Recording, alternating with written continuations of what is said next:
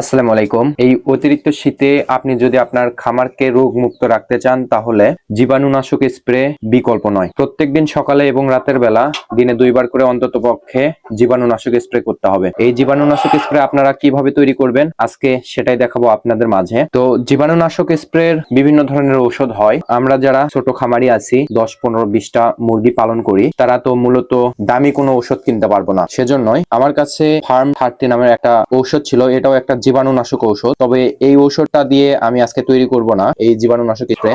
আমি আজকে তৈরি করব পটাশ।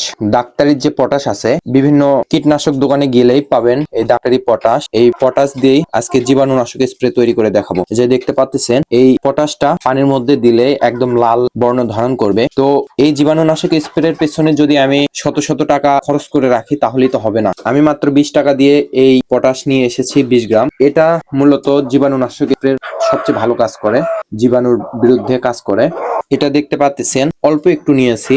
এটা যদি আমি এর ভিতরে দিয়ে দেই তাহলে দেখতে পারবেন লালচে বর্ণ ধারণ করলো। এরপর এটার স্প্রে মুখটা লাগিয়ে দিবেন, দিয়ে একটা ঝাঁকি দিবেন। দেওয়ার পরে দেখতে পাচ্ছেন একদম লাল বর্ণ ধারণ করলো। এটাই এখন ব্যবহার করা যাবে সকালে এবং রাত্রে। এটা দিনে 2 বার করে অন্ততপক্ষে খামারের চারিপাশে, এবং আপনার যদি খামারে খাঁচা সিস্টেম হয় তাহলে খাঁচার যে ড্রপিং নিচে পড়ে থাকে এর উপর সুন্দরভাবে স্প্রে করে দেওয়ার চেষ্টা করবেন। তাহলে এখান থেকে কোনো প্রকার জীবাণু তৈরি হবে না, রোগ তৈরি হবে না। এবং আপনি এই অন্ততপক্ষে শীতের মধ্যে মুরগিদেরকে আটকিয়ে রাখার চেষ্টা করবেন, কেননা এই শীতের মধ্যেই মুরগিদের অতিরিক্ত অসুস্থ হয়। হঠাৎ করে কিছু না কিছু হতেই এই মুরগিরা অসুস্থ হয়ে পড়ে, একের পর এক মুরগি মারা যেতে থাকে। সেজন্য এই মুরগিদের অন্ততপক্ষে দিনে 2 বার করে জীবাণুনাশক স্প্রে ব্যবহার করবেন। এই ঔষধটা যদি নিয়মিত ব্যবহার করেন তাহলে আপনার খামারে রোগ জীবাণু থেকে মুক্ত থাকবে। আর আপনারা যদি চিন্তা করেন যে এর চেয়েও ভালো কিছু ঔষধ নিব, তো দিতে পারেন। ফার্ম 30 এই ঔষধটা আমার কাছে আমি নিয়েছিলাম গত বছর,